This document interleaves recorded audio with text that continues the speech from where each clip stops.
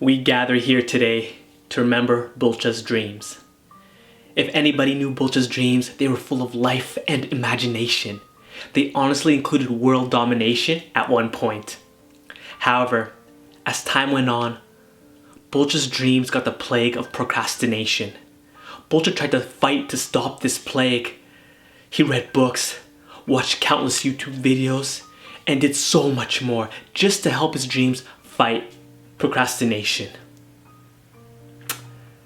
But in the end, Bulcha's dreams succumbed to the dirty plague of procrastination. May Bulcha's dreams find peace and success in the next life. It can't be procrastination when it's a lifestyle, right? Wrong. Procrastination is a disease in many of our lives. I like to call it a plague because it kills more dreams than we can count. But with all this devastation, why do we still keep procrastinating? Is it due to laziness? Maybe. Is it due to lack of skill? Not really. Is it due to self-doubt? In some cases. The main reason why a lot of us procrastinate is because we feel like we're never going to die. And when we feel like we're never going to die, we feel like we have time.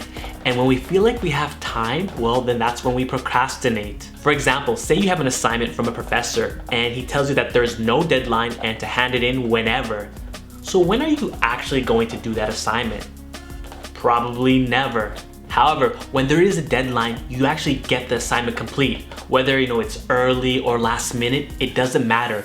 You actually get the assignment complete. Okay, but our lives are not like an assignment with a deadline.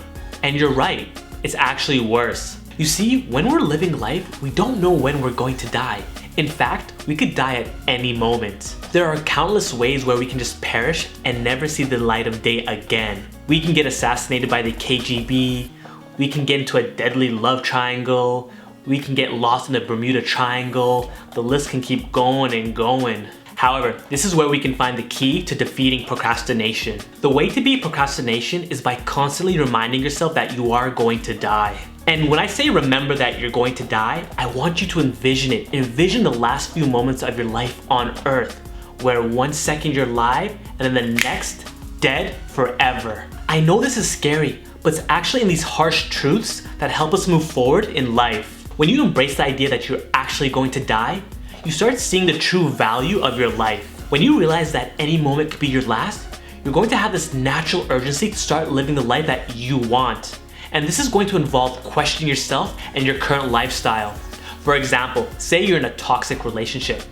Is it worth it wasting your precious moments in a relationship that drains you? When you realize the value of your time on Earth, you're going to leave that relationship immediately. Or say that you're a bit timid. Is it worth it staying on the sidelines instead of actually going out in the real world, taking chances in the things that interest you? When you realize the value of your time on Earth, you are going to make the most of every moment in your life. You can't afford to waste time doing nothing. You have to embrace death to really start living. And I'm not pulling things out of my ass. I'll give you some evidence. Yo, Jamie, pull up a quote to prove my point.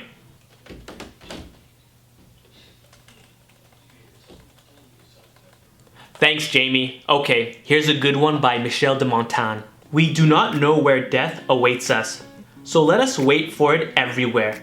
To practice death is to practice freedom. A man who has learned how to die has unlearned how to be a slave. Knowing how to die gives us freedom from subjection and constraint. Life has no evil for him who has thoroughly understood that loss of life is not an evil. But wait, doesn't thinking about death make us more anxious? Yes, it will make you anxious. In fact, it gets downright scary. But when you are consistent in embracing death, it gets easier to digest. If you look at a lot of ancient cultures, death was prevalent in their societies, and as a result, they weren't scared about it like we are today. Just even 2 centuries ago, the main thing that people were afraid about was not having an honorable death, instead of death itself. But today, we ignore the fact that we're going to die, and when we do think about it, it scares the hell out of us. So we have to remind ourselves of death constantly, and this will make it easier to face death head on. Because you start to understand that death is natural. Death is part of the human experience.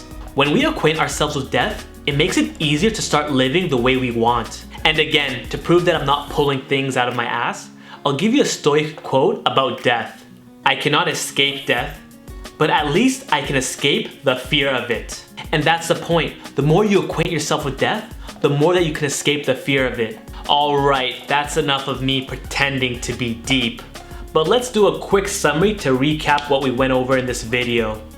The reason why we procrastinate is that we feel like we are never going to die, which makes us feel like we have all the time in the world.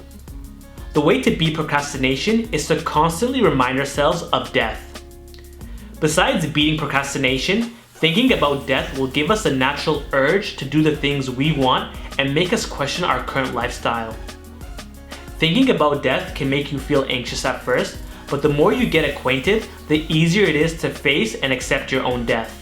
Alright, so for next steps, go get your journal and start thinking about the things that you naturally want to do, knowing that you're going to die.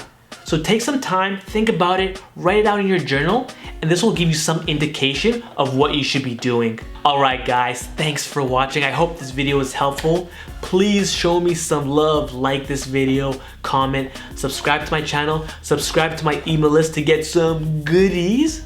But other than that, thank you again guys, and remember, you're not just any type of nerd, you're a charismatic nerd.